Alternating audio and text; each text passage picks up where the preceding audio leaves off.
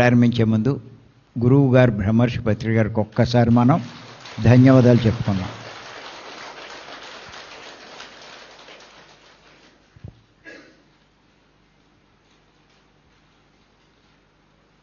నేను ఈ ధ్యానంలోకి వచ్చిన వారి గురించి చాలాసార్లు చెప్పాను.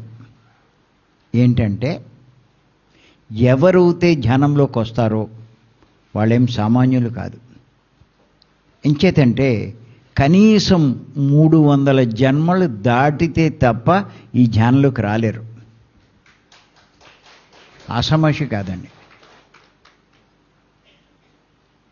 మన క్లాస్కి రావడం, ఇలాంటి క్లాసులు ఇన్నేసి గంటలు కూర్చోగల స్థాయికి వచ్చారు అంటే మీరు ఖచ్చితంగా నా లెక్క ప్రకారం 350 జన్మలు దాటి ఉంటారు.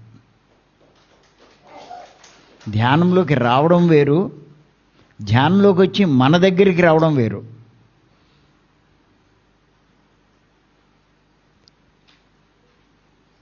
అంటే ఒక రకంగా లెక్కేస్తే మీరంతా కూడా చివరి జన్మల్లో ఉన్నవాళ్ళు. మీరు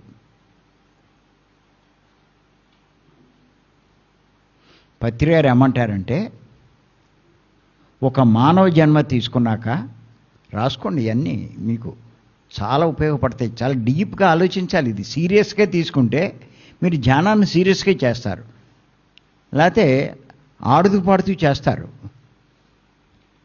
మీరు ఎంత గొప్పవాళ్ళు మీకు అర్థం కావట్లేదు.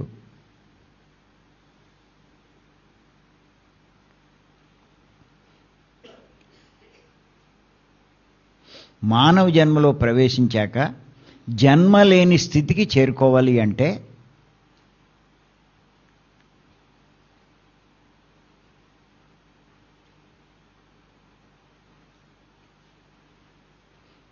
సుమారు 400-500 జన్మలు పడుతుంది ఎవరికైనా సరే.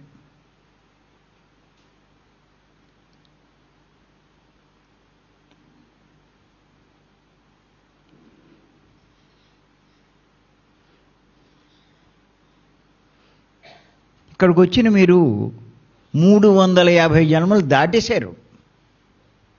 గుర్తెట్టుకోండి, 350 జన్మలు దాటేశారు.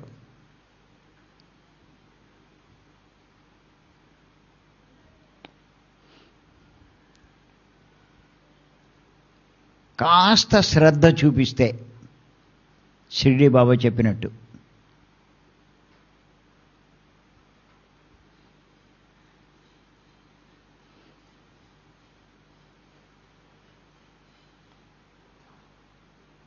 కొద్ది జన్మల్లోనే మీరు జన్మలేని స్థితికి చేరుకుంటారు.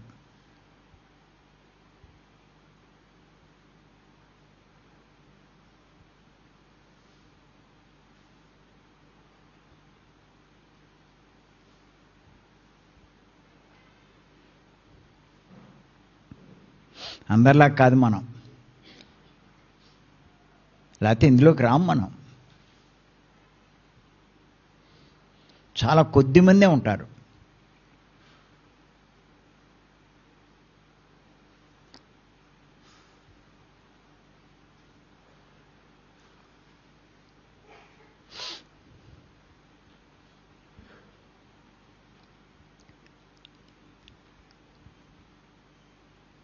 అంత గొప్ప సాధనలోకి వచ్చాం.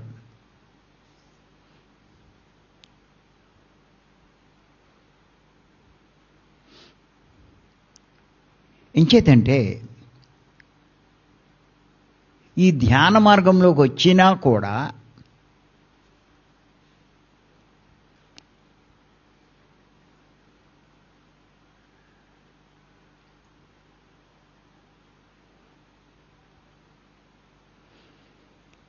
ధ్యానం అంటే ఏంటో తెలియక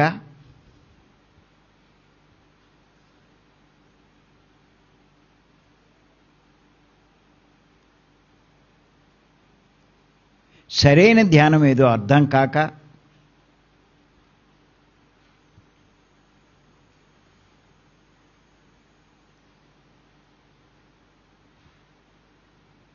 గందరగోళంలో ఉన్నారు చాలామంది.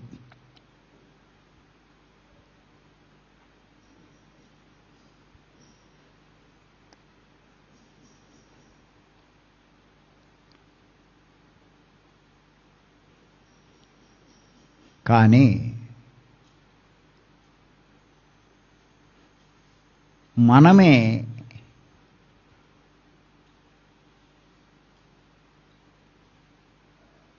సరైన ధ్యానంలోకి రాగలిగాం.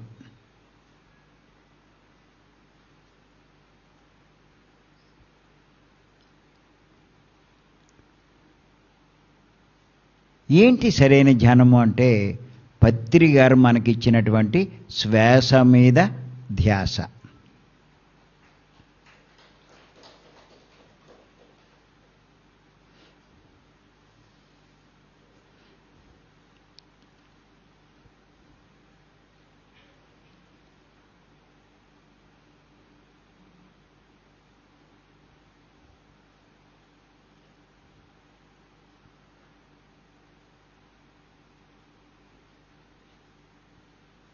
చాలామంది గైడింగ్ మెడిటేషన్లు చేస్తున్నారు.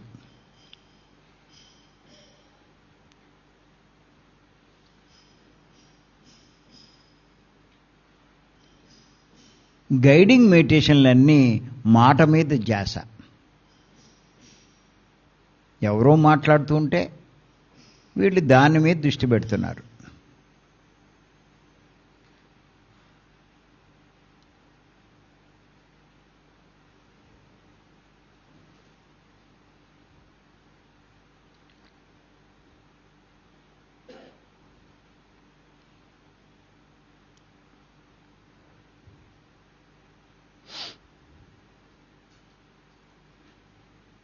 శ్వాస మీద ధ్యాస ఎందుకు పెట్టాలి అన్నది తెలుసుకుందాం.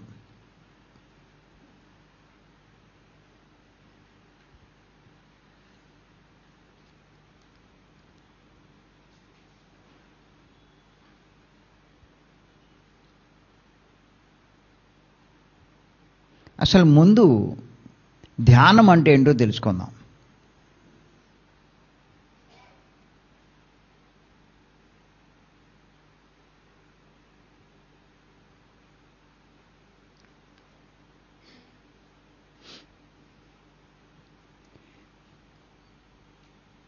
ధ్యానం అంటే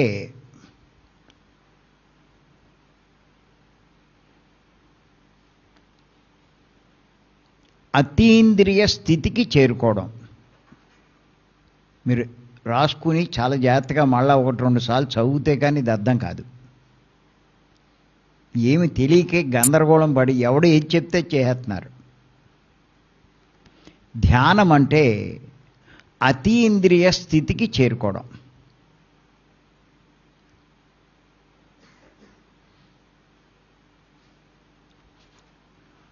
అతీంద్రియ స్థితి అంటే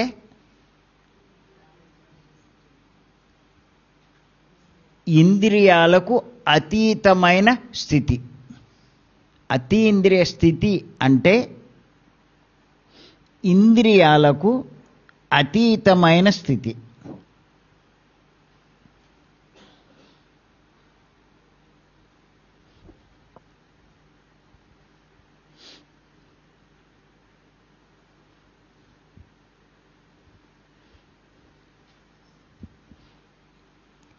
అసలు ఇంద్రియాలంటే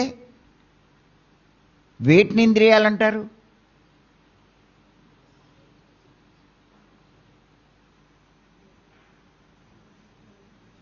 ఇంద్రియాలంటే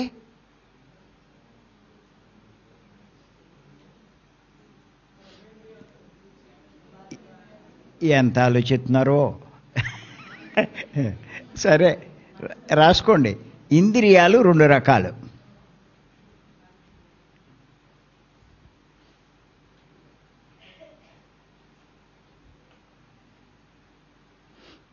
బాహ్యేంద్రియాలు, అంతరేంద్రియం.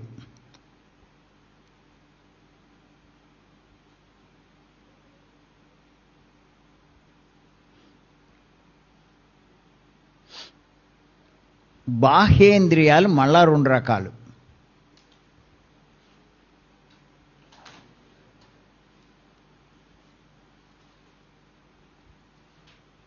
ఐదు కర్మేంద్రియాలు,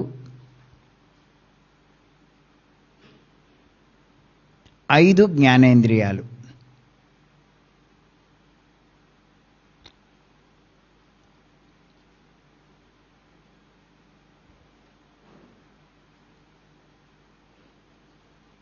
అంతరేంద్రియం ఒకటే, అదే మనస్సు.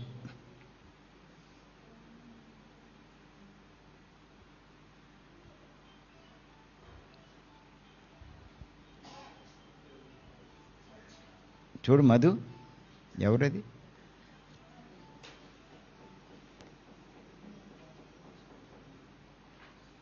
చూడు, లేపు.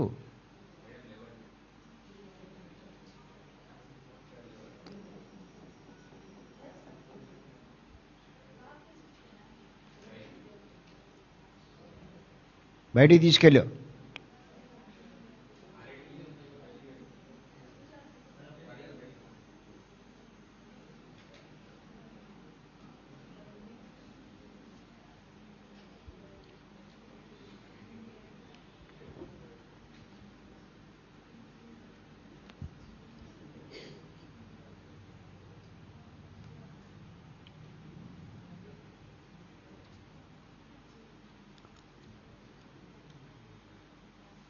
అతీంద్రియ స్థితి అంటే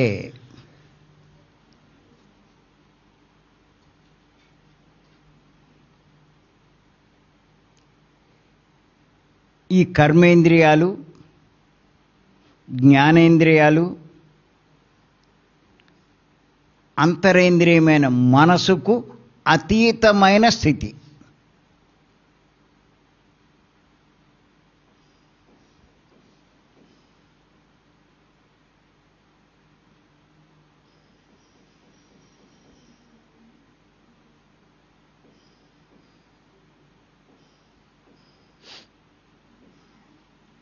అంటే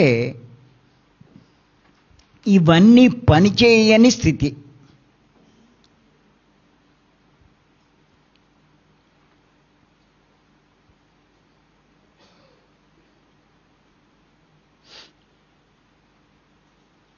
వీటిలో ఏది పని చేసినా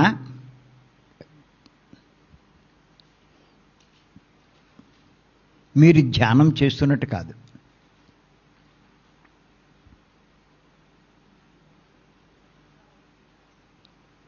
వీటిలో ఏది పని చేసినా మీరు ధ్యానం చేస్తున్నట్టు కాదు.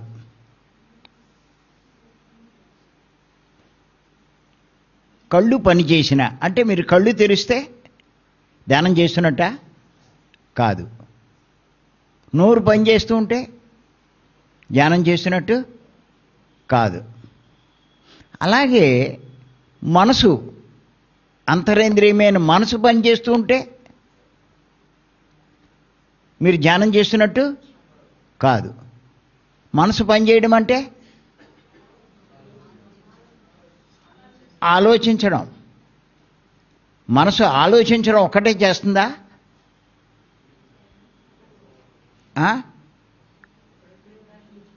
సార్, అదేనండి, దాన్ని ఆలోచించడం అంటాం. ఇంకేం చేస్తుంది మనసు? ఆలోచించడమే కాకుండా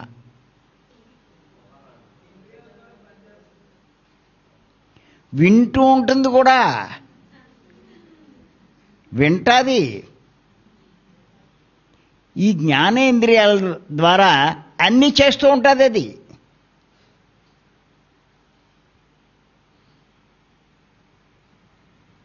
వినడం కూడా మనసు చేసే పనే. ఇది చాలామందికి అర్థం కాదు.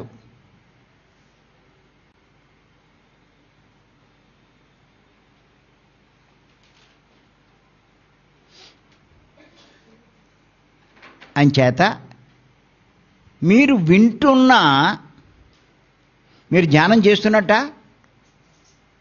ధ్యానం చేస్తున్నట్టు కాదు. మీరు కళ్ళు మూసుకున్నారు, ఎవరో మాటలు చెప్తున్నారు, గైడింగ్ చేస్తున్నారు. చేస్తూ ఉంటే మీరు వింటున్నారు. ఇప్పుడు మీ దేంతో వింటున్నారు? మనసుతో వింటున్నారు. అంటే మీ మనసు పనిచేస్తున్నట్ట పనిచేయనట్ట? పనిచేస్తుంది. అంటే మీరు ధ్యానం చేస్తున్నారా? అది ఈ మనసు యొక్క పని ఏంటంటే, ఈ దీని యొక్క లక్షణం ఒకసారి ఒక పనే చేయగలదు, ఒకేసారి 2 పనులు చేయలేదు. అది మీ మనసు ఒక్కసారి ఒక్క పనే చేస్తుంది, 2 పనులు చేయలేదు.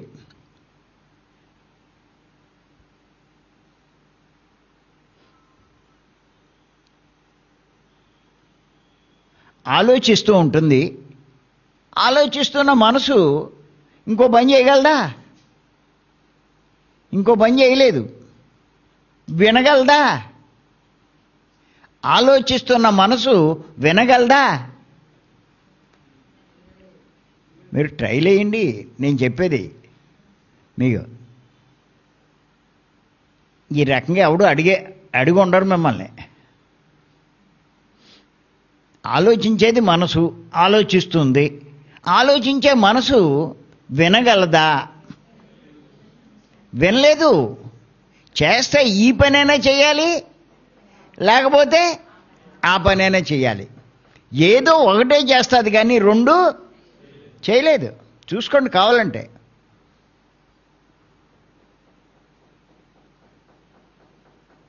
ఎవరో మాట్లాడుతున్నారు, మీరు ఆ మాటలు వింటున్నారనుకోండి, ఆ మాటలు వింటున్నంతసేపు మీకు ఆలోచనలు ఉండవు. చూసుకోండి కావాలంటే. మీకు కావాలంటే ఎగ్జాంపుల్ చెప్తే మీకు అర్థమవుతుంది, బాగా అర్థమవుతుంది. మీ జీవితంలో దుఃఖం కలిగించే సంఘటనలు, బాగా దుఃఖం కలిగించే సంఘటనలు, పెద్ద సంఘటనలు 1, 2 జరిగినాయి అనుకుందాం. సహజంగా ఒక్క సంఘటన జరిగితే మర్చిపోలేము దాన్ని. ఏదో గొడవ జరిగింది, లేకపోతే ఎవరో పోయారు, లేకపోతే మనకు దగ్గరలో యాక్సిడెంట్ అయింది, వ్యాపారంలో నష్టం వచ్చింది, లేకపోతే ఎలక్షన్లో ఓడిపోయాడు. ఇవన్నీ చిన్న సంఘటనలా? చాలా పెద్ద సంఘటనలు. సాధారణంగా అలాంటివి జరిగినప్పుడు ఏం చేస్తాడు చెప్పండి? ఆయన ఆ విషయాలే ఆలోచిస్తూ ఉంటాడు. ఖాళీ దొరికితే కాదు, ఖాళీ ఉన్నా లేకపోయినా ఆ పనే చేస్తూ ఉంటాడు. అలా చేయకుండా ఉండవలసింది, ఇలా చేస్తే బాగుండు, ఇలా అనుకుంటారా అనుకోరా?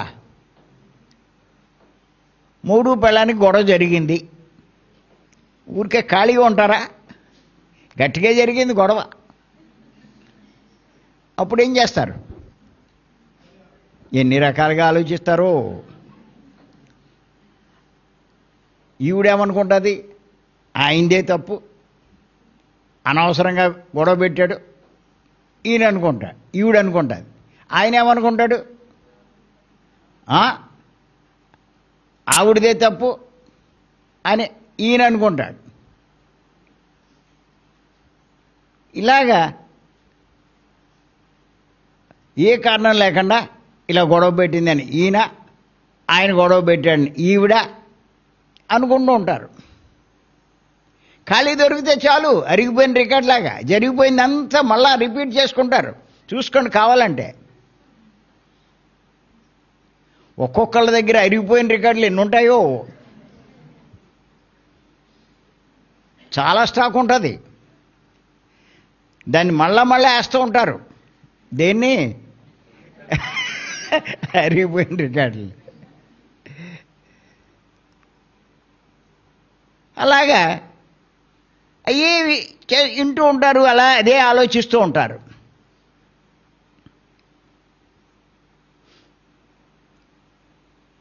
ఎలక్షన్లో ఎవడైనా ఓడిపోయాడు అనుకోండి, అప్పుడు చూడండి, ఒకరోజు కాదు, 2 రోజులు కాదు, వారం కాదు, నెల కాదు, సంవత్సరం కాదు, ఈసారి ఓడిపోయిన వాడు మళ్ళా ఎలక్షన్ వచ్చేదాకా దాని గురించి ఆలోచిస్తూ ఉంటాడు. ఆడు దెబ్బ కొట్టాడు, లేకపోతే ఈడు దెబ్బ కొట్టాడు, ఈడు మోసం చేశాడు, ఆడు మోసం చేశాడు, డబ్బులు తినేసి ఈడేయలేదు, ఏమైనా ఆలోచిస్తారు. అసలు నన్ను ఈ ఎదవే దింపాడు, లేకపోతే దిగబోదును, ఇన్ని కోట్లు ఖర్చు పెట్టబోదును అని మళ్ళా ఇంకోటి మీద ఏ ఆలోచనలు ఖాళీవి దొరికితే చాలు ఆలోచిస్తూ ఉంటారు. ఇలాంటి ఆలోచిస్తూ ఉంటే, లేకపోతే ఎవరికైనా భర్త పోయినా, భార్య పోయినా, ఒక్కగానొక్క కొడుకు పోయినా, అదే దృష్టి ఉంటుందా ఉండదా? వ్యాపారంలో బాగా లాస్ వచ్చినా అదే ఆలోచిస్తూ ఉంటారు. ఇలా ఆలోచించే వాళ్ళకి రాత్రి పడుకుంటే నిద్ర పడుతుందండి? నిద్ర పట్టదు. ఇటు దొలుతారు, అటు దొలుతారు. ఎటు దొలితే మటుకు అది ఎలా ఊరుకుంటుంది? నిద్ర పట్టనవదు. ఒక్కోసారి అవి భరించలేనిట్టుగా ఉంటాయి ఆలోచనలు. భరించలేకపోతే ఏం చేస్తారు? కొంతమంది ఏం చేస్తారంటే అవి భరించలేక అవి మళ్ళా వచ్చేస్తున్నాయని టీవీ ఆన్ చేస్తారు. ఏం చేస్తారు? టీవీ ఆన్ చేస్తారు. ఓ సీరియల్ సినిమా పెట్టుకుంటారు. పెట్టుకుంటే ఏమవుతుంది చెప్పండి? అవి చూస్తూ ఉంటారు. ఆ సినిమా కానీ సీరియల్ కానీ చూస్తూ ఉంటే ఈ ఆలోచనలు వస్తాయా? రావు. చూసుకోండి. ఎందుకు రావు? మనసు దాని మీదకి మళ్ళీపోయింది. అంచేత ఆ పని చేస్తుంది, రెండో పని వదిలేసింది. ఎందుకంటే మనసు ఎప్పుడైనా సరే ఒక్కసారి ఒక్క పనే చేయగలదు, రెండు పనులు ఇది గుర్తెట్టుకోండి. అంచేత ఇక్కడ సినిమా చూస్తున్నంతసేపు దాని దృష్టి సినిమా మీదే ఉంది. సినిమా అయిపోయింది, అమ్మయ్య అనుకుంటాడు. 2-3 గంటలు అయ్యాక ఏ ఆలోచనలు ఏమి రాలేదులే అనుకుంటాడు. మళ్ళీ వచ్చి పడుకుంటాడు. పడుకుంటే ఏమవుతుంది? మళ్ళా అయ్యే ఆలోచనలు వస్తాయి. మరి ఏమైనా ఇంతకాలం ఆ మనసు ఇంకో పని చేసింది, ఇంకా పని అయిపోయింది, ఇంకా ఈ పని అట్టుకుంది. మళ్ళా ఏదోటి అట్టుకుంటుంది దాని పని. అది అలాగే సహజంగా ఎవరికైనా సరే ఆలోచనలు ఎక్కువగా వస్తూ ఉంటాయి.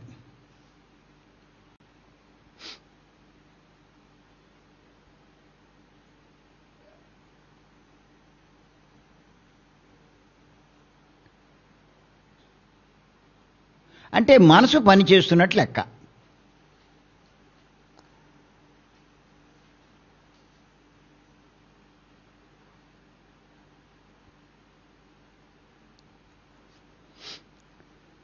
మనసు అనేది ఇంద్రియం, అంతర ఇంద్రియం, లోపల ఉన్నటువంటి ఇంద్రియం. ఇది బయటికి కనిపించదు కానీ ఉంది. అంతరింద్రియం.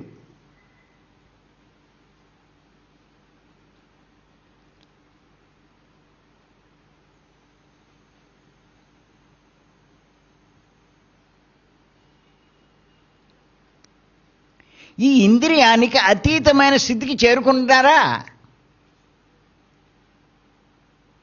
మీరు ఆలోచిస్తున్నారు అంటే ఇంద్రియానికి అతీతమైన స్థితికి మీరు వెళ్ళినట్ట కాదు. అంటే మీరు ధ్యానం చేస్తున్నట్ట? ధ్యానం చేస్తున్నట్టు కాదు.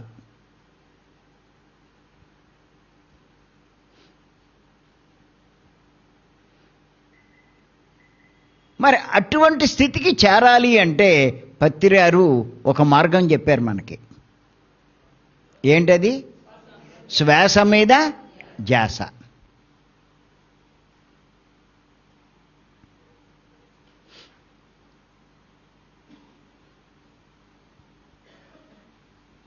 శ్వాస మీద ధ్యాస పెడితే ఏమవుతుంది?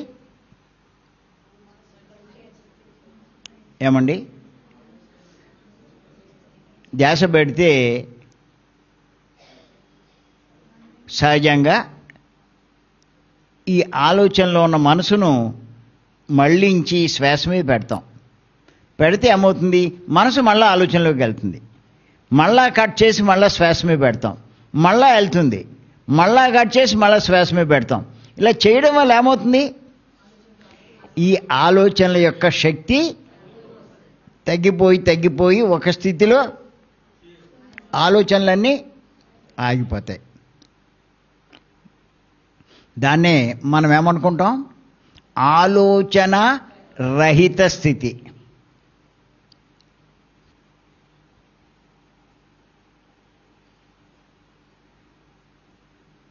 దాన్నే అతీంద్రియ స్థితి కూడా అనొచ్చు. కళ్ళు మూసేసాం, చేతులు కట్టేశాం, కాళ్ళు కట్టేశాం, ఇంకే ఇంద్రియం పనిచేయట్లా, ఆఖరికి మనసు కూడా పనిచేయట్లా. అంటే ఏ స్థితికి వెళ్ళాం మనం? అతీంద్రియ స్థితికి వెళ్ళాం. అది ధ్యానం అంటే.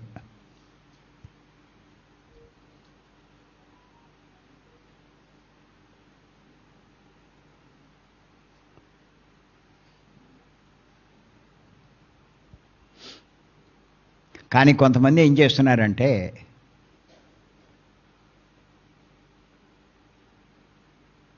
మ్యూజిక్ పెట్టుకుంటారు, కళ్ళు మూసుకుని మ్యూజిక్ పెట్టుకుంటారు. మీలో మ్యూజిక్ పెట్టుకునే వాళ్ళు ఉన్నారంటారా లేరంటారా? అందరి తరఫున నువ్వే సర్టిఫికేట్ ఇచ్చేస్తున్నావు అంటే నేను లేను అని చెప్పు.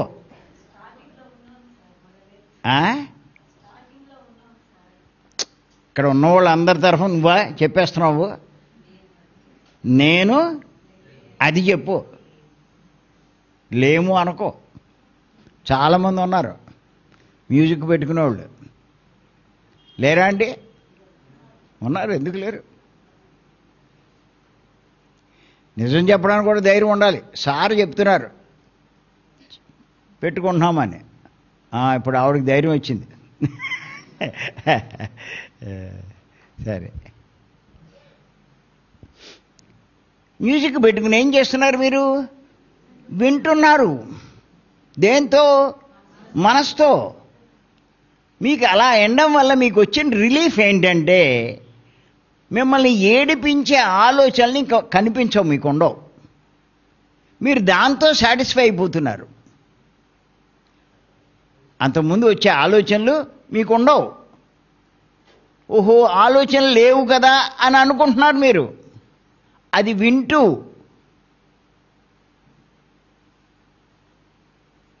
అంటే ధ్యానంలోకి వెళ్ళిపోయానేమో అనుకుంటున్నారు.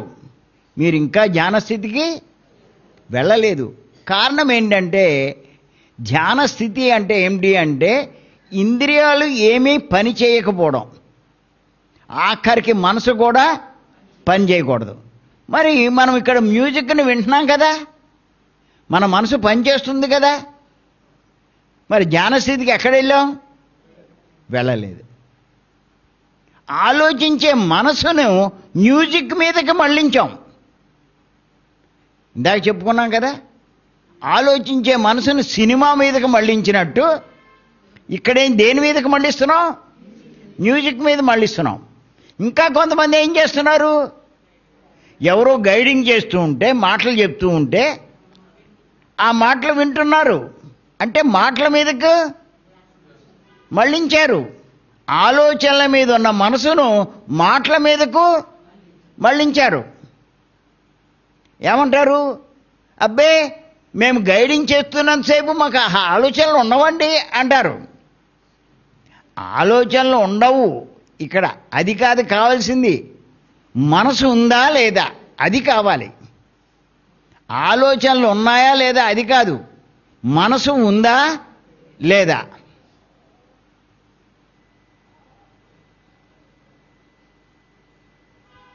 అది వింటూ ఉంటుంది, అయితే ఆలోచిస్తూ ఉంటుంది, ఏదో ఒకటి చేస్తూ ఉంటుంది. మొత్తం మీద మనసు ఉంటే కనుక జ్ఞానం కాదు.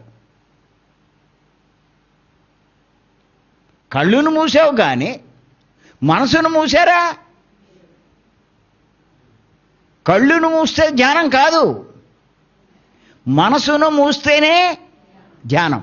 రాసుకోండి, ఇది చాలా ఇంపార్టెంట్ పాయింట్. ఇది అర్థం కావట్లేదు ఎవరికి.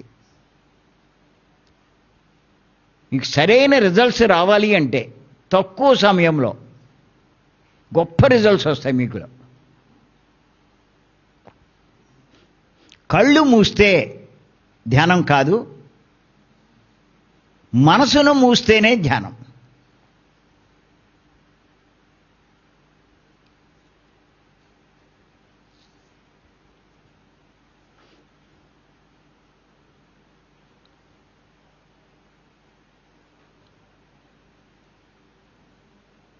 మనసును మూయడం అంటే అసలు మనసు పని చేయకూడదు. మనసు పని చేయకూడదు. ఏ మాత్రం పని చేసినా మీరు ధ్యానం చేస్తున్నట్టు కాదు.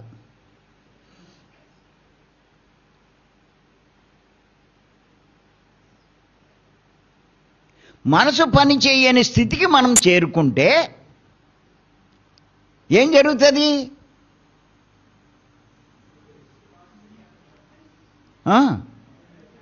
ఎంతో శక్తి మనకి లభిస్తుంది, అపారమైన శక్తి.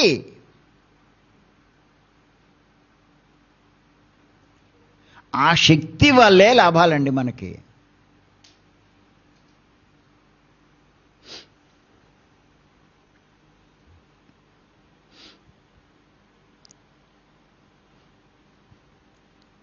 అంచేత ఇప్పుడు చెప్పండి, గైడింగ్ చేసేవాళ్ళంతా ధ్యానం చేస్తున్నట్ట? కాదు. అతీంద్రియ స్థితికి చేరుకున్నట్ట? కానే కాదు. అంచేత గైడింగ్ అన్నది సరైన ధ్యానమా? కానే కాదు. ఇక్కడ మీరు అడగచ్చు, సరేనండి నేను ఆ స్థితికి వెళ్ళాను. ఏ స్థితికి?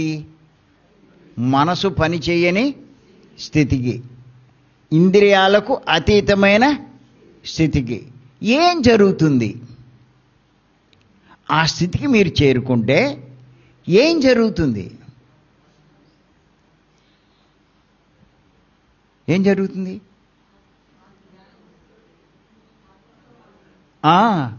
ఏం జరుగుతుంది అంటే మీరు ఆత్మతో ఉంటారు. ఎవరితో ఉంటారు?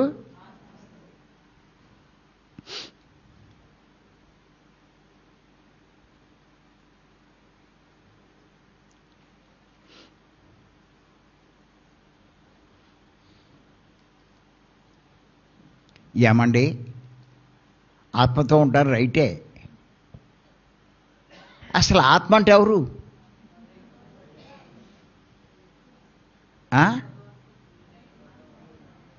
ఆత్మ గురించి మీరు సరిగ్గా తెలుసుకోలేదు. ఆత్మ అంటే ఎవరు అంటే పరబ్రహ్మం. పరబ్రహ్మ.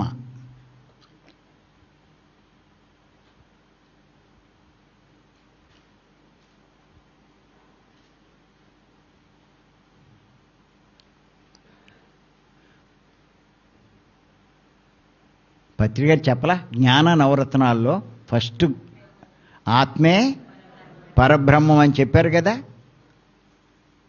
అంటే ఇంద్రియాతీత స్థితిలో మీరు ఎవరితో ఉన్నారు? పరబ్రహ్మంతో ఉన్నాం.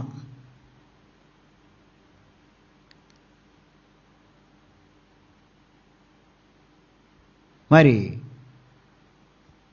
మీరు మామూలుగా ఊహించే దైవం కంటే గొప్పవాడు పరబ్రహ్మ.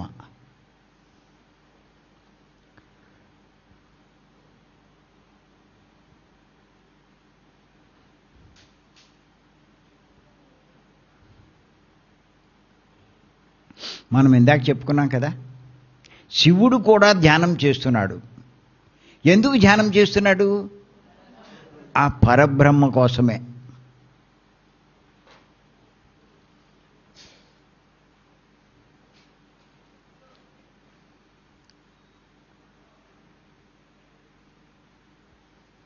శివుడు ఎందుకు ధ్యానం చేస్తున్నాడు?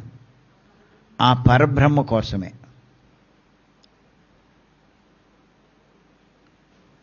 అంటే అంత గొప్పవాడైనటువంటి పరబ్రహ్మను శివుడు ధ్యానిస్తున్నాడు. ఇప్పుడు మీరు అతీంద్రియ స్థితికి చేరుకుంటే మీరు ఆ ధ్యానమే చేస్తున్నట్టు.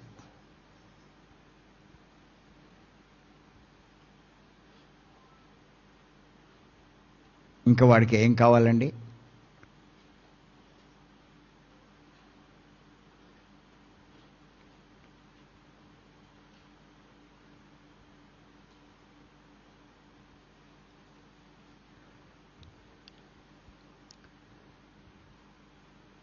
ఇప్పుడు ఇంతమంది మనం వచ్చి ఇక్కడ ఈ ధ్యానం చేస్తున్నాము అంటే ఎంత గొప్ప పనో ఇక్కడ మీకు అర్థమవుతుంది.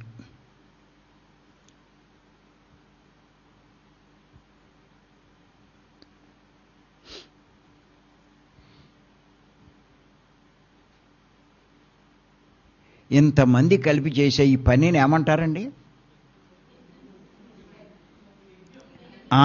యజ్ఞము అంటారు. ఏమంటారు? యజ్ఞము అంటారు. ఇప్పుడు మనం చేస్తున్న ఏ యజ్ఞం? ధ్యాన యజ్ఞం. గుర్తెట్టుకోండి. ఇప్పుడు ధ్యాన యజ్ఞంలో మనం పాల్గొన్నాం. ఏ యజ్ఞంలో? ప్రతి మాట రాయండి, అన్నీ అర్థం ఉంది. తర్వాత మీరు ఆలోచిస్తే మంచి క్లారిటీ వస్తుంది. మధ్యలో వదిలేస్తే మీకు అర్థం కావు. మీకు అర్థం అవడం కోసమే ఇంత డీటెయిల్గా చెప్తున్నా.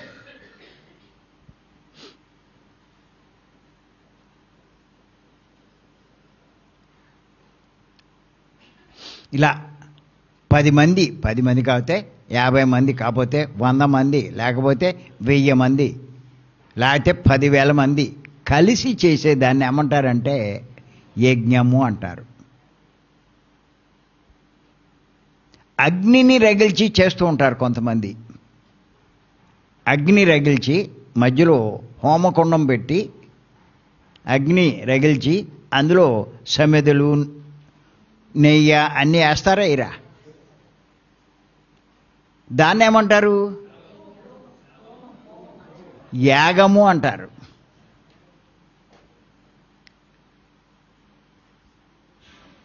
అగ్నిని రగిల్చి చేసేది యాగము, 10 మంది కలిసి చేసేది యజ్ఞము.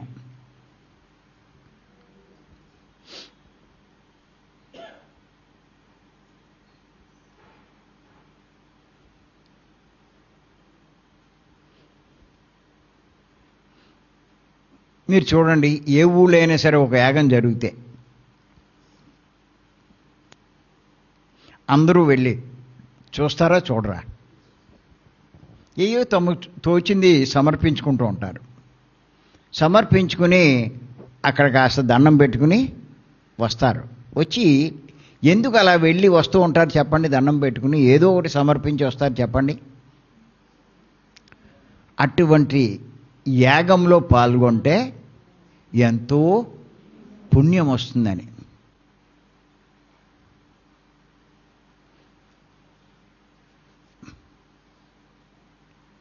ఎంతో పుణ్యం వస్తుందని.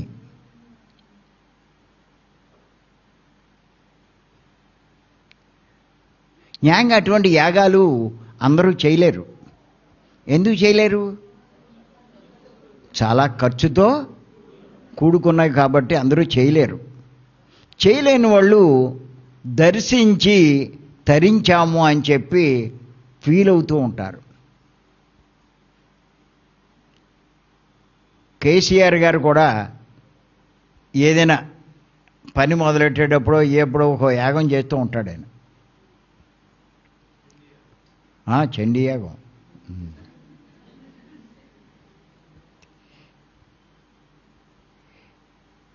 అంటే ఎందుకు చేస్తారు ఈ యాగాలు? కోరికలు తీరడానికి. దశరథ మహారాజు పుత్ర కామేష్టి చేశాడు కదా. ఎందుకు? పుత్రుల కోసం.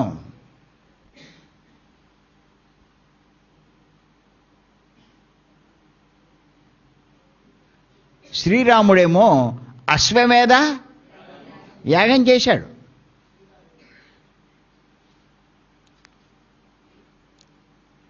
ప్రజల కోసం.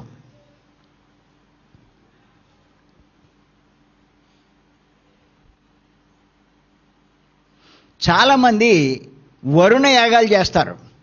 ఎప్పుడు? వర్షాలు పడినప్పుడు. అర్థమైందండి?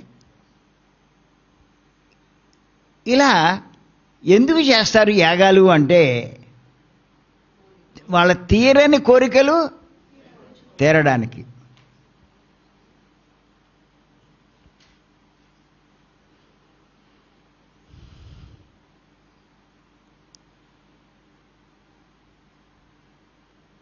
అప్పుడేం జరుగుతుంది?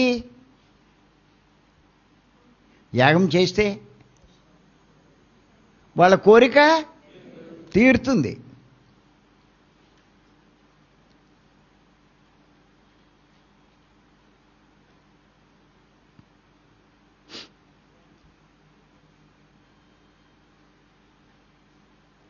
ఈ యాగాలు చేసేటప్పుడు వరుణ యాగం చేశారు. ఇప్పుడు చెప్పండి, ఎవరిని ఉద్దేశించి చేస్తారు చెప్పండి ఆ యాగం? వరుణ దేవుణ్ణి ఉద్దేశించి చేస్తారు. ఆయన్ని ఆవాహన చేస్తారు, పిలుస్తారు. పిలిచి అన్నీ ఆ సమిధులు అన్నీ వేస్తూ ఉంటారు. అందులో వీళ్ళు చేసే ఆ మంత్రాలకి దీనికి ఆయన ప్రసన్నుడై వీళ్ళ కోరిక తీర్చి వర్షాలు కురిపిస్తాడనేటువంటి ఉద్దేశం అది. అలాగే ఒక్కొక్క యాగంలో అగ్నిని ఆవాహన చేస్తారు, ఇంకో యాగంలో ఇంద్రుణ్ణి ఆవాహన చేస్తారు, ఇంకొక యాగంలో బ్రహ్మను ఆవాహన చేస్తారు. ఇలా ఒక్కొక్క యాగంలో ఒక్కొక్క దేవుణ్ణి ఆవాహన చేస్తారు. అర్థమైందా?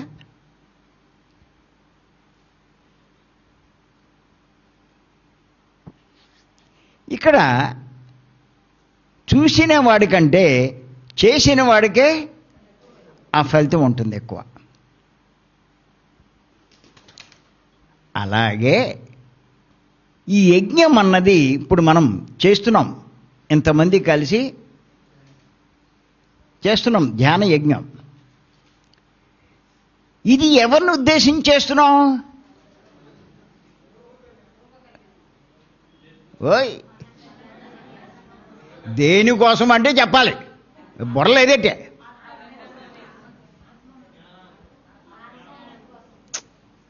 నీ మోకం నోటి మూసుకూరుకో, బుర్ర పని చేయట్లేదు నీకు. ఎవరిని ఉద్దేశించి? ఎవరిని? పరబ్రహ్మను ఉద్దేశించి చేస్తున్నాం. ఇవి ఎంతసేపు దేనికోసం లాభాలు కావాలి దీన్ని. ఎవరిని ఉద్దేశించి చేస్తున్నాం అంటే ఈ లాభం కోసం ఆ లాభం పట్టుకుపోదాం అనుకుంటుంది. దేనికోసం చేస్తున్నారంటే అప్పుడు చెప్పాలి ఆవిడ. ఎవరిని ఉద్దేశించి చేస్తున్నాం? పరబ్రహ్మను ఉద్దేశించి చేస్తున్నాం. ఇప్పుడు చేసే ఈ యజ్ఞం ధ్యాన యజ్ఞం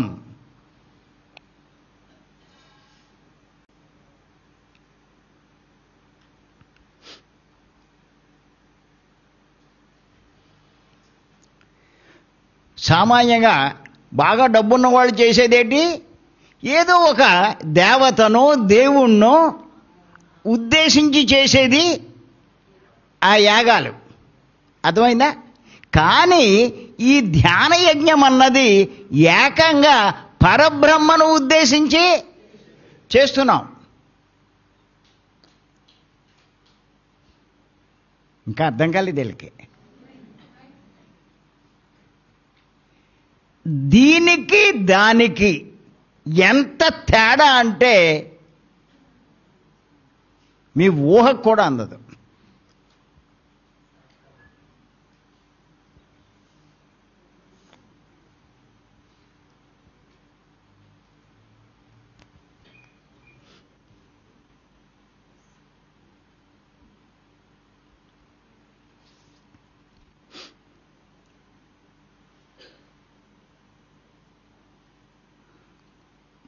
పరబ్రహ్మ అంటే ఎవరంటే ముక్కోటి దేవతలు కూడా సరిపోరు. ముక్కోటి దేవుళ్ళు దేవతలు.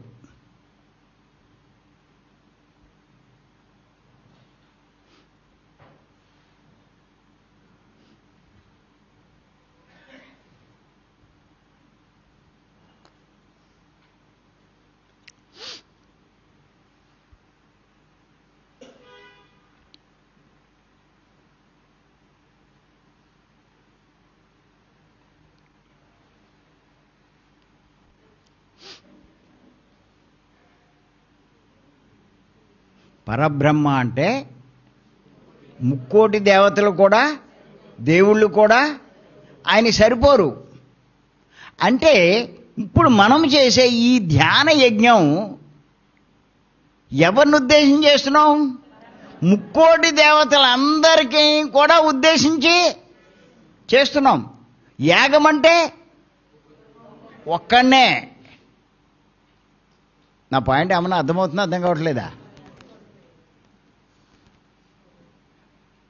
ఈ ధ్యాన యజ్ఞం చేయడము అంటే ముక్కోటి దేవతల్ని, దేవుళ్ళని ఆవాహన చేయడమే.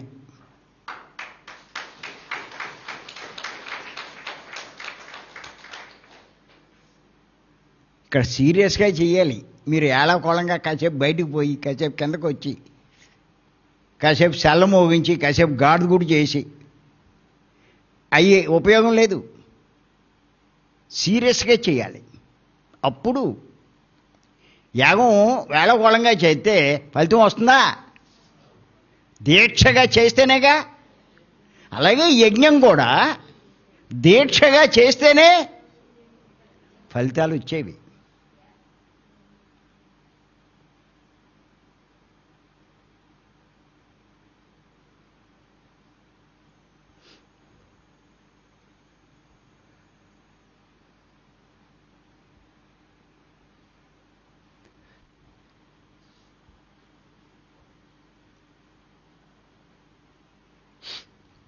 ఇంకేతంటే పరబ్రహ్మ ఎంత గొప్పవాడో భగవద్గీతలో చెప్పబడిందండి.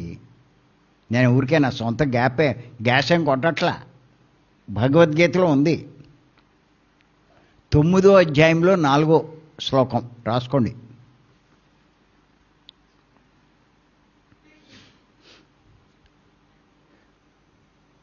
మయా తతమిదం, మీరు శ్లోకం తర్వాత రాసుకుందరు కానీ ఊరికే నేను చదివేసి తాత్పర్యం చెప్తాను, తాత్పర్యం రాసుకోండి మీరు. మయా తతమిదం సర్వం జగద వ్యక్తిమూర్తిన మత్స్థాని సర్వభూతాని నాహం తేష్వ వస్థిత. దీని తాత్పర్యం ఏమిటంటే, నేను, శ్రీకృష్ణుల వారు చెప్తున్నారు, నా అవ్యక్త రూపంలో ఈ జగత్తు అంతా వ్యాపించి ఉన్నాను.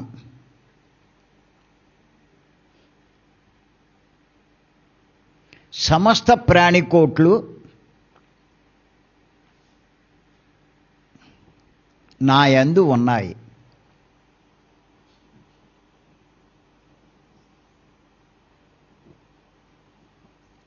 నాకు అవి ఆధారములు కావు.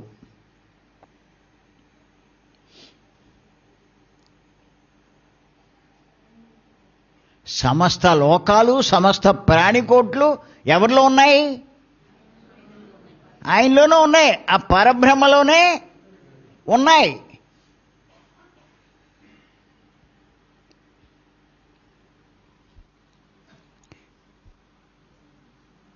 ఇది మనం తెలుసుకోవాలి. అంతటి గొప్పవాడైన సమస్త ప్రాణికోట్లు ఆయనలోనే ఉన్నాయి. ఎన్ని లక్షల రకాలు, ఇన్ని కోట్ల లోకాలు, ఎవరు ఎన్ని దేవతలు, గ్రామ దేవతలు, వీళ్ళు వాళ్ళు ఎన్ని ఉంటే అన్నీ ఆయనలోనే ఉన్నాయి. ఇంకా ఆయన విశ్వరూపం చూపిస్తే ఏం చెప్పాడంటే కృష్ణుల వారు 11వ అధ్యాయం 5వ శ్లోకం.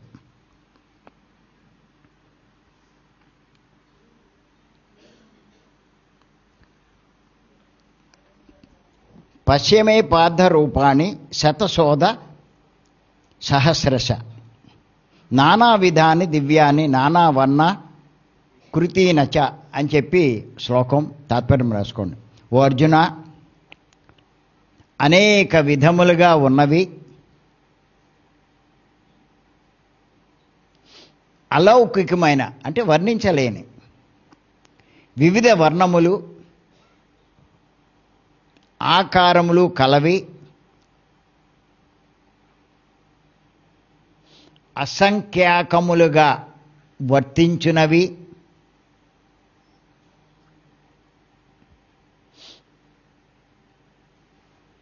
అగు నా యొక్క రూపములను గాంచుము అంటే చూడుము.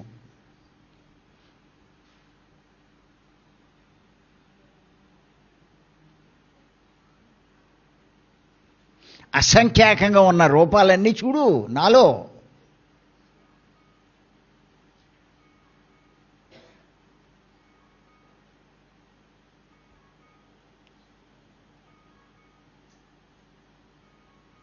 అది ఎవడో చూడరా.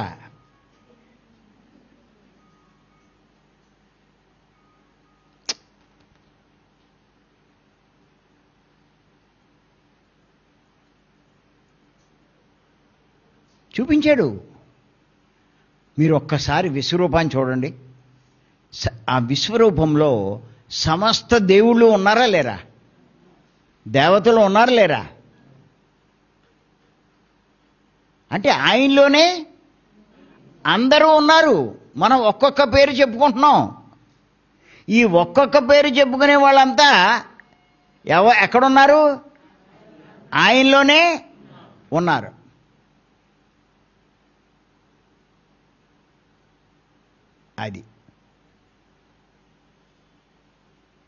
అది భగవద్గీతలో చెప్పబడేది. ఇంకా ఏం చెప్పాడంటే 11వ అధ్యాయం 7వ శ్లోకం. ఓ అర్జున, రాసుకోండి. ఈ సమస్త చరాచర ప్రపంచమును, చర అచర, చర అంటే చరించేవి, అచర అంటే చరించనివి.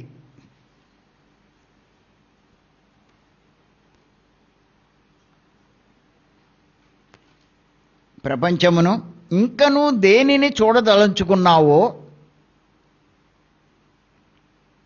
దానిని ఈ నా శరీరమందు ఒక్కచోట ఉన్న దానినిగా ఇప్పుడు చూడుము అన్నాడు ఆయన.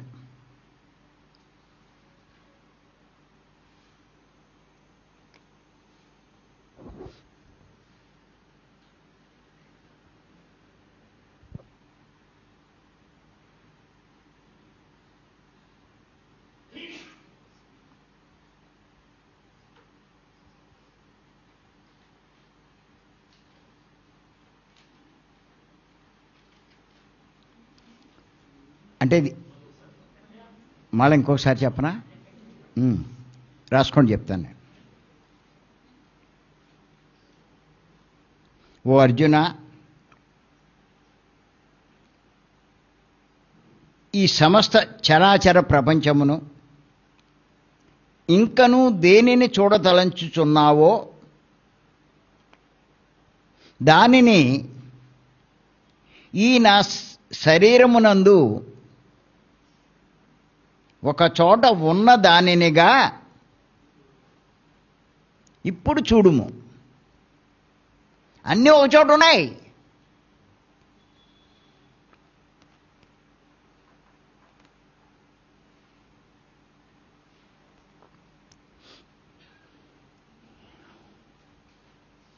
అంటే పరబ్రహ్మలో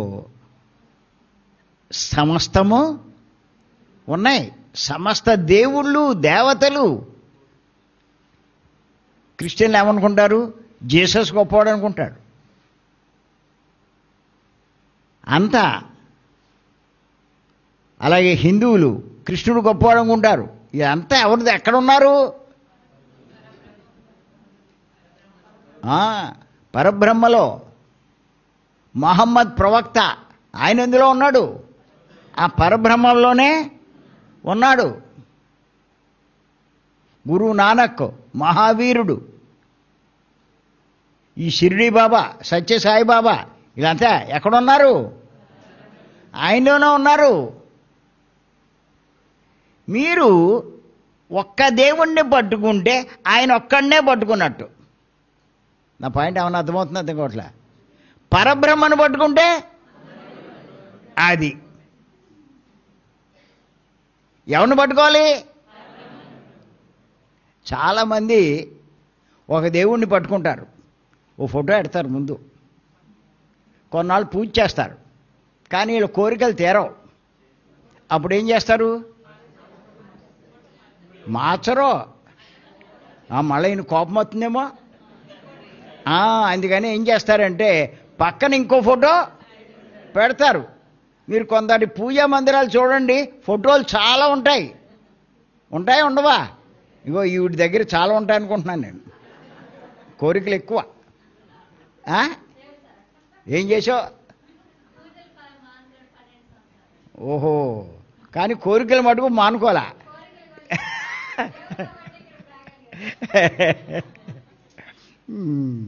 సరే, ఈ పెరుగుతూ ఉంటాయి. కోరిక తెరపోయేసరికి ఆయన మీద కోపం వస్తుంది, మళ్ళీ కొత్త ఫోటో పట్టుకొస్తారు, దాని పక్కన పెడతారు. ఈ తీరు ఎందుకు? ఏమో మళ్ళీ ఈయన కోపం వస్తే తీసేసామని. అంచేత ఫోటోలు పెంచుతారు అంతే. ఖర్చు మటుకు అదే. ఒక్క ఫోటోకైనా ఎంత ఖర్చు పెడతారో, ఇన్ని ఫోటోలు పెట్టినా అదే ఖర్చు. ఆ 2 అగరత్తులు వెలిగించి అందరినీ కవర్ చేసేస్తారు. ఆ కొద్దిగా ఆర్తకర్పూరం వెలిగించి మొత్తం అందరినీ తిప్పేస్తారు. పోలే ఎవడో ఒకడు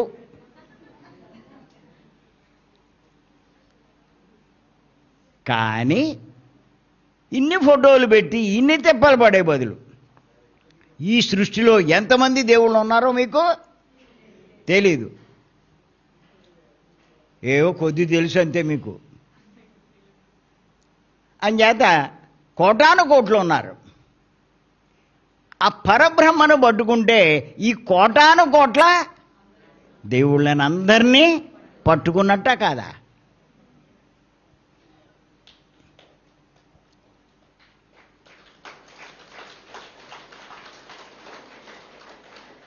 ఇప్పుడు చెప్పండి, ఈ యజ్ఞం గొప్పదా కాదా ఇప్పుడు మనం చేసేది?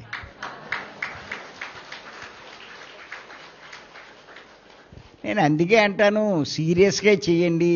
ఎందుకు సిల్లీగా చేస్తారు, నిర్లక్ష్యంగా చేస్తారు? అంతటి పవిత్రమైన గొప్పవాడైన పరబ్రహ్మను మీరు ఆశ్రయించారు. కాస్త భక్తి ఉండద్దా? విశ్వాసం ఉండద్దా? ఏంటనుకుంటున్నారు అసలు ధ్యానం అంటే? నాకు అర్థం కాదు.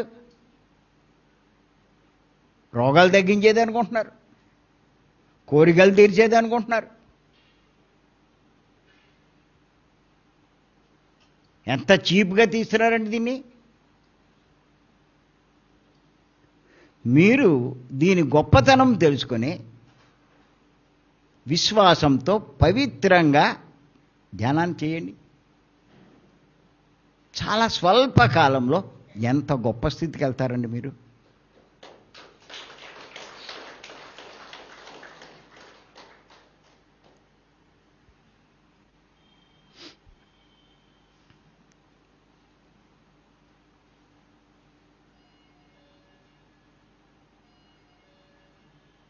అంచేత గుర్తుపెట్టుకోండి,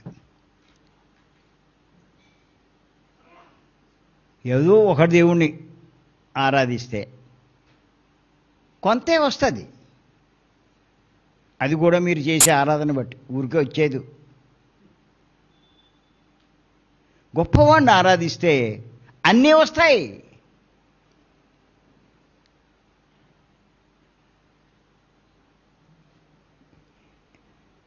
అన్నీ అంటే మీకు అర్థం కావట్లేదే?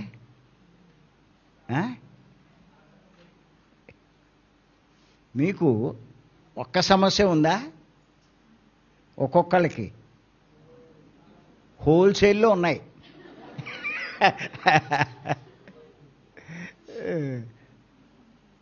ఓ రోగం ఉంటుంది, ఓడి సంసార సమస్యలు ఉంటాయి, ఓడి ఆర్థిక సమస్యలు ఉంటాయి, ఇలా చాలా ఉంటాయి. ఉండవా? ఒకటి తీరిపోతే మళ్ళీ కొత్తది వస్తుంది, ఇలా ఎన్నో ఉంటాయి. ఎన్ని బయటపడినా మళ్ళా వస్తూనే ఉంటాయి. బతికంతా ఇంకా కోరుకోవడము, నా కష్టం తొలగించు, ఇయేగా మనం చేసే పని. ఎన్ని చేసినా మళ్ళా పుడుతూనే ఉంటాయి. ఈ చిల్లర మల్లరా పట్టుకుంటే మీ బతికంతే. చిల్లర మల్లరా కాదు, హోల్సేల్గా పట్టుకోండి. అర్థం కాలేదా? ఎందుకంటే వరుణ్ణి పట్టుకున్నారు, ఏదో వర్షాలు పడతాయి, పంటలు బాగా పండుతాయి, మీకు డబ్బులు బాగా వస్తాయి, ఆర్థిక ఇబ్బందులు తీరుతాయి. కానీ రోగాలు పోవే. ఒకటి వస్తే ఇంకోటి పోతుంది. కానీ ఇన్ని కష్టాలతో ఈయన్ని పట్టుకుని ఆయన పట్టుకుని ఆయన పట్టుకుని ఆయన పట్టుకుని ఎంతమందిని పట్టుకుంటారు? మనకి చాలామంది పండితులు టీవీలో నాట్లో చెప్తూ ఉంటారు కదా, ఆయన పట్టుకుంటే ఇది పోద్ది, ఈయన పట్టుకుంటే ఇది పోద్ది అని చెప్తారు కదా. ఏదో పట్టుకుంటారు కానీ పోయినాయి అంటే పోయినాయి, అది కూడా కనపడదు.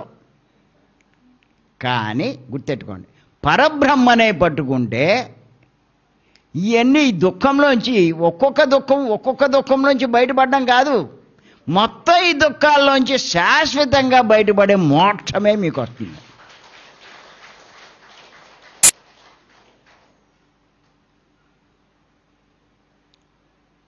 ఏమండి, ఇప్పుడున్న ఒక కష్టం పోతే సరిపోద్దా? అసలు ఈ కష్టాలను శాశ్వతంగా బయటపడాలా? ఏమోనండి, శాశ్వతం సంగతి తర్వాత దేవుడు ఎరుగు. ఇప్పుడు ముందున్న నాకున్న కష్టం పోతే చాలంటారా? మాట్లాడలే.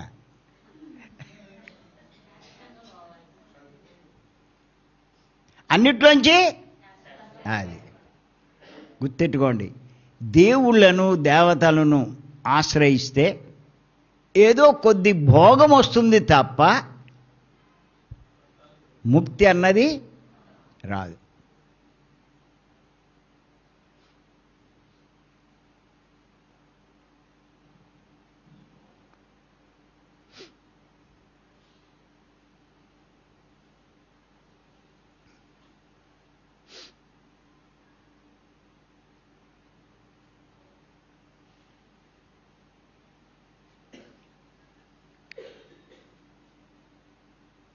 అంచేత ఇప్పుడు మనం చేసే ఎవరిని పట్టుకోవాలి? ఇప్పుడు మనం పరబ్రహ్మను.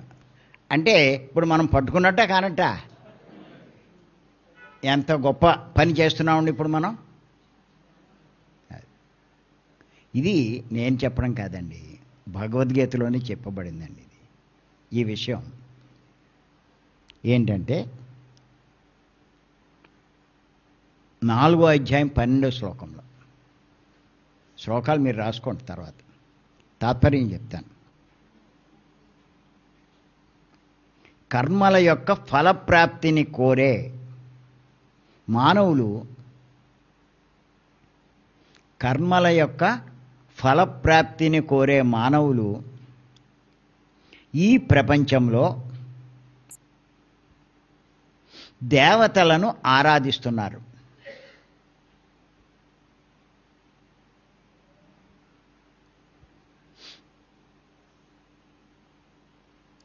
ఎందుకంటే కర్మఫలసిద్ధి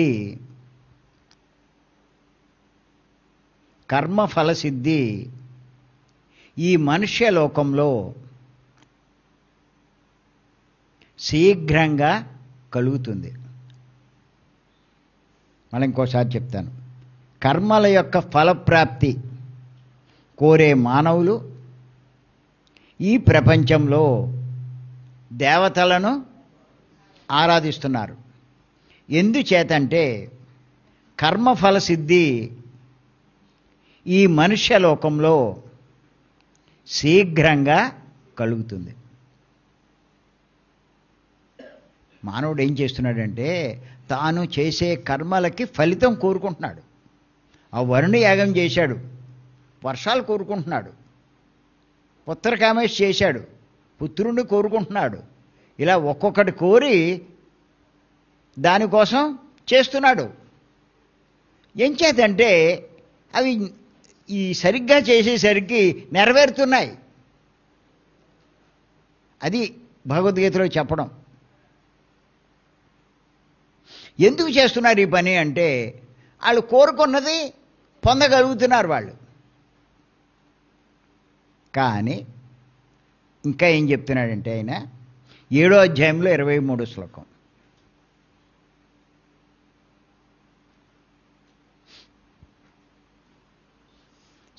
తాత్పర్యం రాయండి.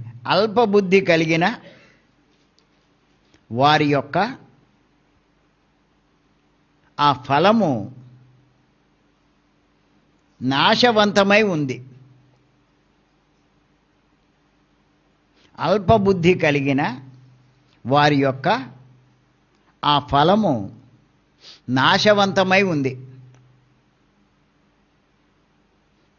అనగా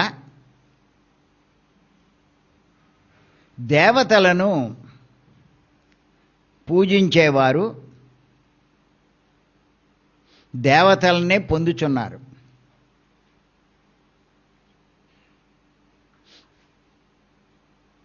నా భక్తులు నన్నే పొందుచున్నారు.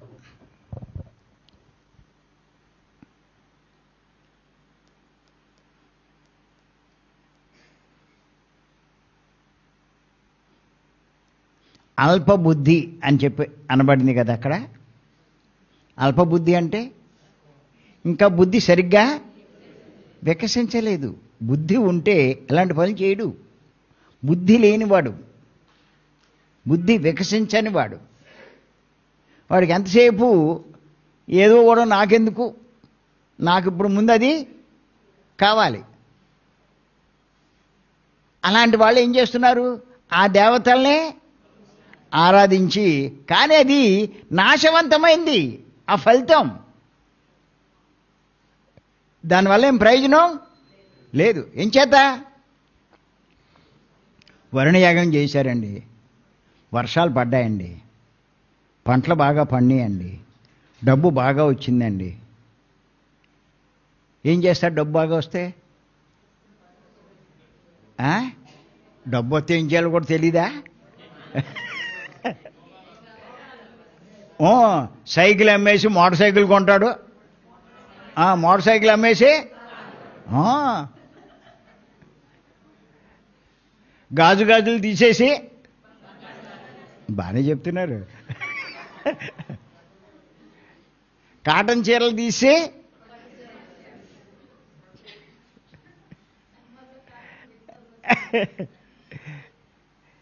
ఇలాగా చేస్తారా చేయరా?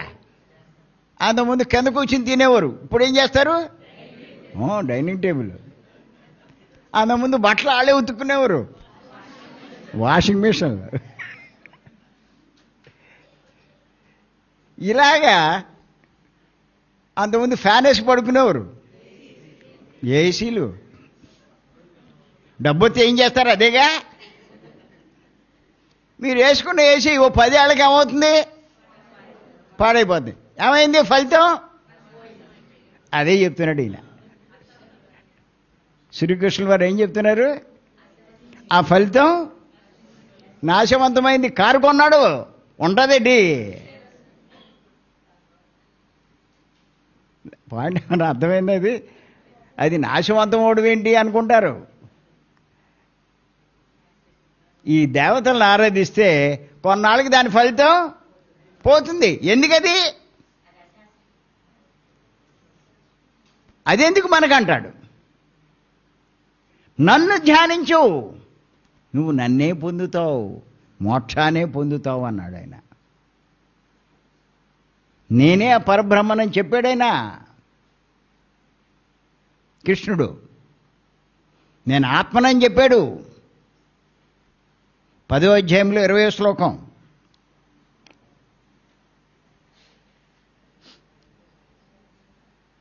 అంటే పరబ్రహ్మను అని చెప్పాడు.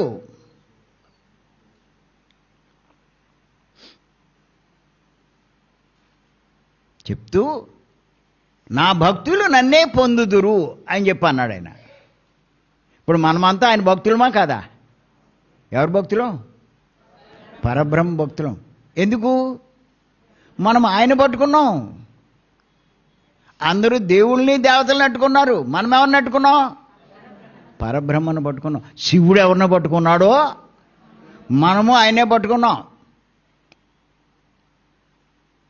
అర్థమవుతుందా? అది ఈ విషయమే ఇది భగవద్గీతలో చెప్పాడు ఈయన. యోగ వాసిష్టంలో వశిష్ఠ మహర్షి కూడా చెప్పాడు ఈ పాయింట్. రాసుకోండి. దేవతలను ధ్యానించేవారు దేవతలనే పొందుతారు.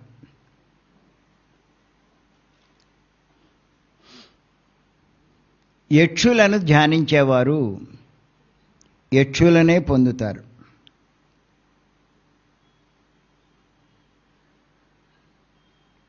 అలాగే బ్రహ్మాన్ని ధ్యానించేవారు బ్రహ్మాన్నే పొందుతారు. బ్రహ్మ అంటే పరబ్రహ్మ. బ్రహ్మాన్ని ధ్యానించేవారు బ్రహ్మాన్నే పొందుతారు. కనుక ఏది మహత్తరమైనదో దానిని పొందటానికి ప్రయత్నించాలి.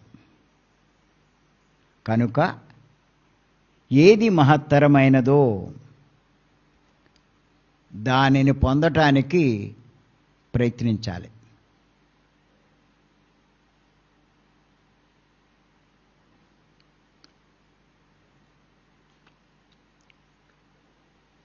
సృష్టిలో పరబ్రహ్మ కంటే మహత్తరమైనది ఏమైనా ఉందా? అది పొందాలి. ఇవన్నీ ఏంటి అని ఎవరు చెప్పారు? వశిష్ఠుల వారు. యోగ వశిష్టం చదవండి, పుస్తకాలు పెడతాడు మనోడు, అవి కొనండి. అవన్నీ చదివే ఇవన్నీ చెప్తున్నాను నేను. మీరు చదవబోతే ఏం రావు.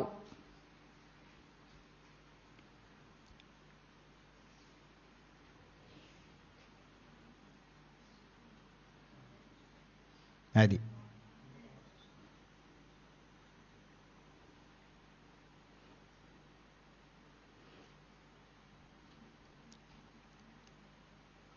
ఏమి అదృష్టం కొద్దీ ఇందులోకి వచ్చారు, ఇక్కడికి వచ్చారు. వృధా చేయకండి, పూర్తిగా సద్వినియోగం చేసుకోండి. మీకంటే అదృష్టవంతుడు ఎవడు ఉండడు. మీరు చేసే పని సామాన్యమైనది కాదు.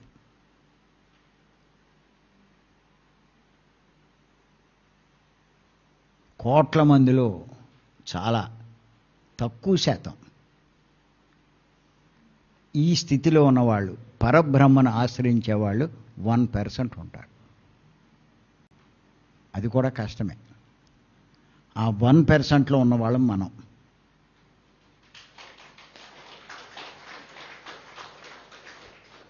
మీరు డబ్బు ఉండనివ్వండి, ఉండకపోనివ్వండి, పదవులు ఉండనివ్వండి, ఉండకపోనివ్వండి, స్త్రీ అవనివ్వండి, పురుషుడు అవనివ్వండి, పిల్లలు అవనివ్వండి, వృద్ధులు అవనివ్వండి, ఎవడవని సరే ధ్యానం చేశాడు అంటే పరబ్రహ్మను ఆశ్రయించినవాడు. మీరింట్లో ధ్యానం చేసుకుంటే మీరు ధ్యానం చేస్తున్నట్లు లెక్క, ధ్యానంలో పాల్గొన్నట్లు లెక్క. మీరు ఇటువంటి చోట పాల్గొంటే ధ్యాన యజ్ఞంలో పాల్గొన్నట్లు లెక్క.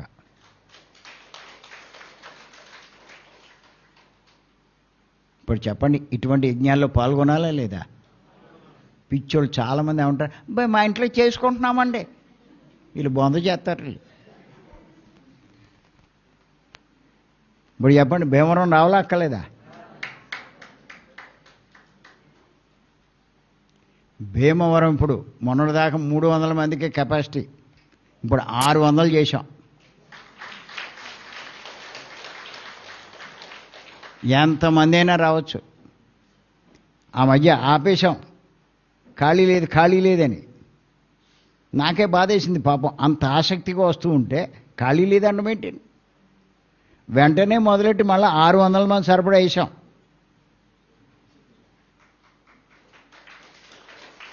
ఉపయోగించుకోండి. నెలకు 3 రోజులండి.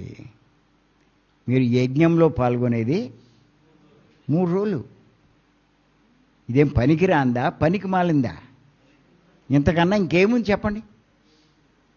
మీరు సంపాదించే డబ్బు గొప్పదా, ఏది గొప్పది? దేనికోసం మీరు నాకు ఖాళీ లేదు అంటారు, అవన్నీ పోయేవే.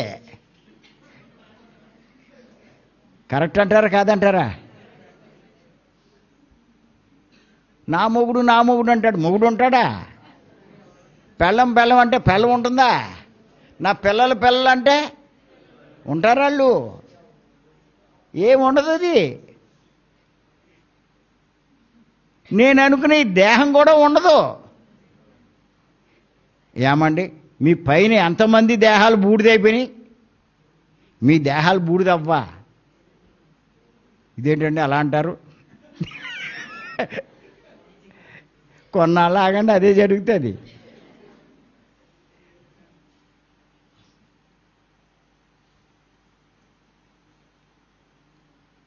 అది బూడిదయ్యే లోపల దీనితో, ఈ దేహంతో ఈ ధ్యానం చెయ్యండి. మీకంట అదృష్టవంతుడు అవడం.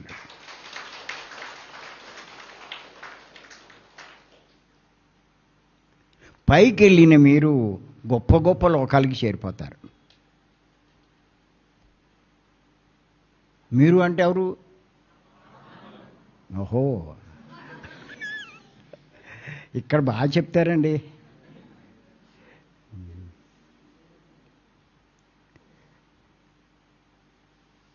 అందుకే ఉత్తర గీతలో శ్లోకం ఉంది. నా పుస్తకాలు చదవండి. శాస్త్రాల అర్థము అంతరార్థం అనేటువంటి పుస్తకం ఉంది, అది చదవండి. తర్వాత ఉత్తర గీతలో శ్లోకాలు కూడా నేను అందులో ఇచ్చాను. నేను అది శాస్త్రాల అర్థము అంతరార్థం. మంత్రపుష్పం గురించి కూడా చెప్పాను నేను, దాంట్లో ఇచ్చాను ఈ శ్లోకం. ఉత్తర గీతలో ఉదహరింపబడిన శ్లోకాన్ని చెప్పాను నేను. ఏమిటంటే ఆ శ్లోకం, నిమిషం నిమిషార్థం వాజ్ఞానినో ధ్యాన చింతయ క్రతుకోటి సహస్రాణం ధ్యానమేకం విశిష్యతే. అది శ్లోకం. తాత్పర్యం ఏంటంటే, నిమిషం కానీ నిమిషమున్నర కానీ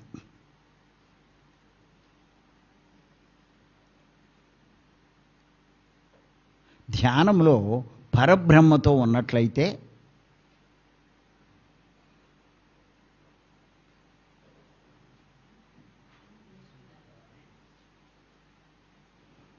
ధ్యాన స్థితిలో, అతీంద్రియ స్థితిలో పరబ్రహ్మతో మీరు ఉన్నట్లయితే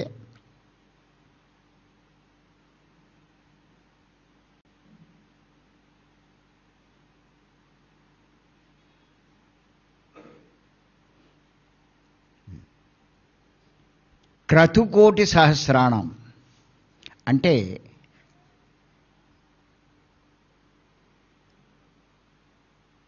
సహస్రం అంటే 1000 కోట్ల క్రతువులు చేసిన ఫలితం మీరు పొందగలుగుతారు. 1000 కోట్ల క్రతువులు చేసిన ఫలితం.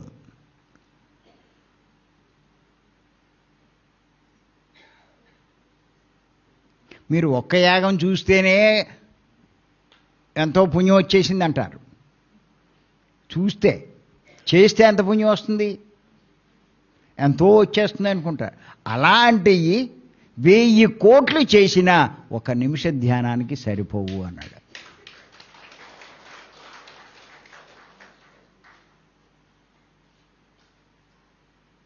అంత గొప్పది ఇప్పుడు మనం చేసే ధ్యానం. అర్థమైందండి? సీరియస్గా పాల్గొనండి. డిసిప్లిన్ లేకపోతే నేను తిడితే ఆయన తిడుతున్నాడండి అని కోపం ఎక్కువ కాదు. ఎవరి కోసం చెప్పండి? వచ్చింది ఇంత కష్టపడుతున్నది సత్ఫలితాలు రావాలా అక్కర్లేదా? వృధా కావాలా? అది అంచేత అద్భుతమైన మార్గాన్ని మనకించిన గురువు గారు బ్రహ్మర్షి పత్రి గారు, ఆయనకు ఒక్కసారి ధన్యవాదాలు చెప్దాం.